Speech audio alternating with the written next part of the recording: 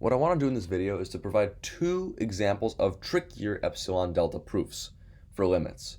But I'm not actually going to be doing the proof. That's up to you to do at home. I'm just going to be setting it up for you and showing you the kind of algebraic manipulations that are necessary. That's really the hard part. Now I'm assuming that you know how to do the basic examples of epsilon delta proofs, especially involving constants in linear cases, and perhaps why some limits do not exist. If you do not know how to do epsilon delta, I encourage you to look at the other videos on this channel. Now, without further ado, let's get into it. We're first asked to prove with the epsilon delta definition that the limit as x goes to 3 of root 4x squared minus 11 is equal to 5. Now, indeed, if you plug in 3 into 4x squared, you get 36, which minus 11 is 25, and the root of that is equal to 5. So we know that makes sense. So let's set it up. Remember that you always start the proof with let epsilon be greater than 0. And then you want to challenge that by saying you're going to choose a horizontal distance from the limit value here, delta, greater than 0, such that, and now you begin your actual inequality setup.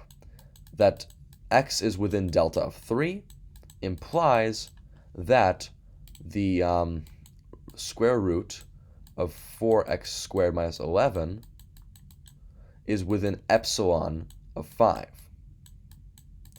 And now we're going to begin our algebraic manipulations. And the first thing I want to do is multiply this by its conjugate, which essentially is the plus instead of the minus. So let's do that. So I'm going to quickly just reproduce this expression inside because I'm a bit lazy. I don't really like to write things out over and over again. And what we're going to do is we're going to multiply this by its conjugate, which is going to be the root of 4x squared minus 11 plus 5 over that same value. All right. And that is going to be less than epsilon because essentially this is just 1 when it cancels out. All right. And now remember that what you get with minus 5 and plus 5 here is that you get two factors of what's a difference of squares. So you just take the first term squared, which is these two terms, and you add that or subtract that actually from the second two terms. So you end up getting the root 4x squared minus 11 squared just becomes 4x squared minus 11. So you get 4x squared minus 11, and you get minus 25 over that same expression as here, because that really doesn't have anything to be multiplied by. And that, as we say, is going to be less than epsilon. Now this becomes negative 36. So let's write that instead. And then notice how you can actually factor the 4 out of this expression. So you get 4 times x squared minus 9. All right? And by doing that, you can also take this 4 out because we know it's a positive value. And then you can divide both sides by 4. So I'm going to just get rid of that 4. And now you get epsilon over 4 on the opposite side. Okay. Now, x squared minus 9 is itself a difference of squares. So you get x plus 3 and x minus 3 in those absolute value bars all together, divided by that root expression on the bottom.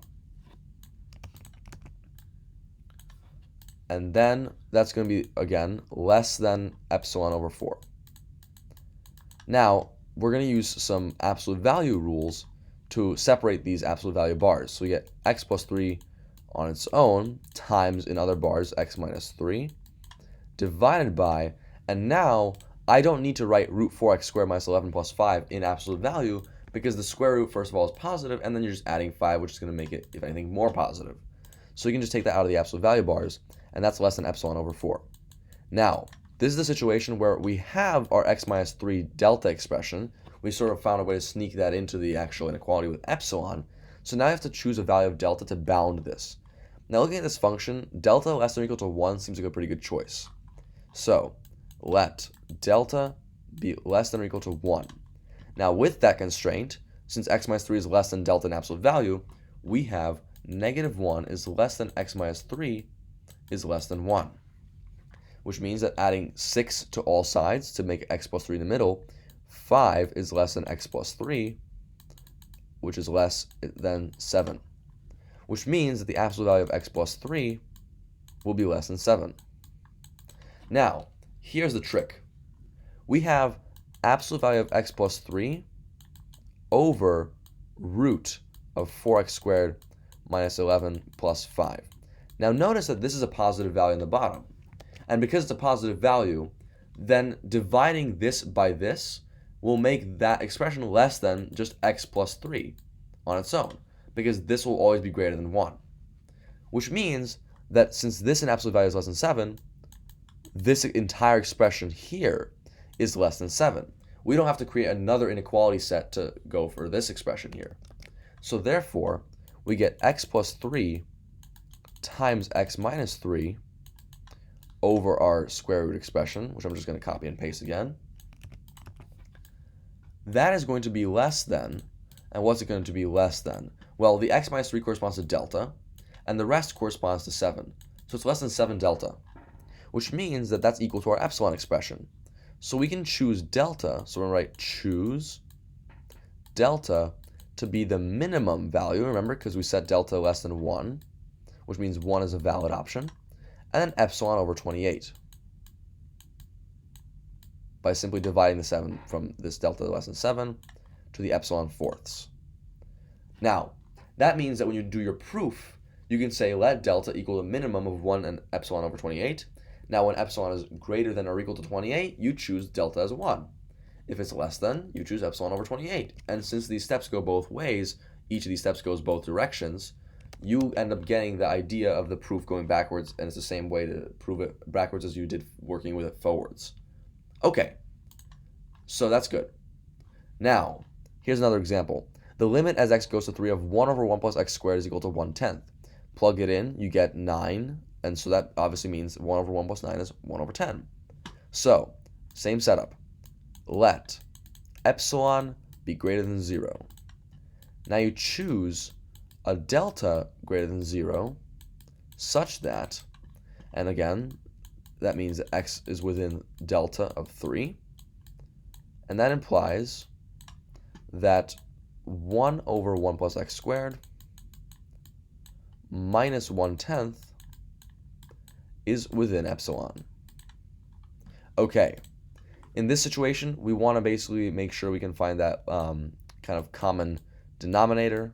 So we can multiply by 10 on both sides here, and here we multiply by 1 plus x squared on both sides. So let me just put that in. So we multiply 10 on the bottom by 1 plus x squared, and on the top we multiply 1 by 1 plus x squared. And so we end up getting the equivalent expression of 10 minus 1 minus x squared on the top divided by 10 times 1 plus x squared. And of course this is an absolute value of bars, less than epsilon. Now, notice how this 1/10 is positive, and you can factor that out. So you actually end up getting up here 1/10 times the absolute value of 10 minus 1 minus x squared, which, by the way, while you're at it, 10 minus 1 is 9, so you can say 9 minus x squared. Now, 1/10 here, you can get rid of that by multiplying 10 on both sides. And so you multiply that, and you get less than 10 epsilon. And 9 minus x squared is the same thing as saying negative and then swapping these two. You can prove that, you can either prove that or show that for yourself. X squared minus 9, because this becomes positive and then it becomes negative, so it's 9 minus x squared. But absolute value rules say absolute value of negative y is equal to the absolute value of y. Think about it. The absolute value of negative 2 is equal to the absolute value of 2. So, with that said, we can get rid of this negative and get rid of these brackets here, and so we just simply get x squared minus y, 9, which is a difference of squares, and that factors into x minus 3 and x plus 3. And now we're just simply applying absolute value rules. The product rule of absolute values tells us that this can be broken down into x minus 3 in bars times x plus 3 in bars. And we can divide that by that 1 plus x squared in bars, which, by the way, you don't actually need in bars because that's going to be always a positive value, because the square is always positive. And that's going to be less than 10 epsilon. And once again, we found a way to sneak our delta expression of x minus 3 into our epsilon here. Now, because 1 plus x squared is always positive, that means that the absolute value of x plus 3 over 1 plus x squared is less than the absolute value of x plus 3, right? Now, we can just say that and then do a quicker setup, but I want to go through choosing a delta value and then reproducing an inequality multiple times. I'll show you what I mean. So, to bound these terms, let's say let delta be less than or equal to 1.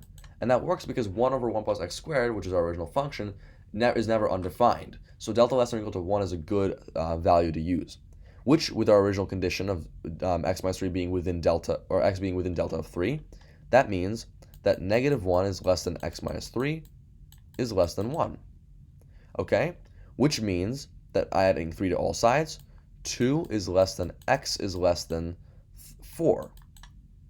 Now, adding 6 to both sides to get that x plus 3 from this equation here means we have 5 is less than x plus 3 is less than 7, which means that absolute value of x plus 3 is less than 7. Okay, so we got that part controlled. All right? So absolute value of x plus 3 is less than 7. What about this part, though? The 1 over 1 plus x squared. Well, let's square this, and so we get 4 is less than x squared is less than 16, and you can add 1, so you get 5 is less than 1 plus x squared is less than 17.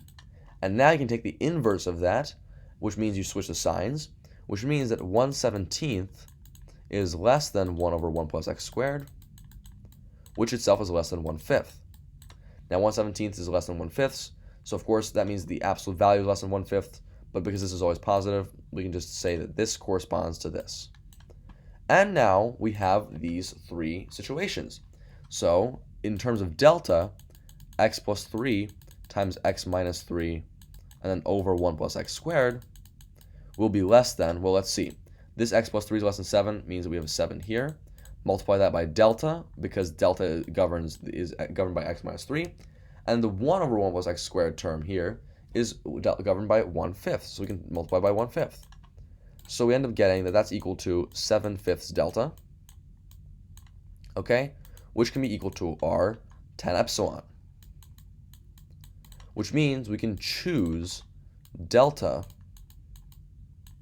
to be the minimum value, because remember we had the 1. So we have minimum of 1, and then we have 57th epsilon. All right.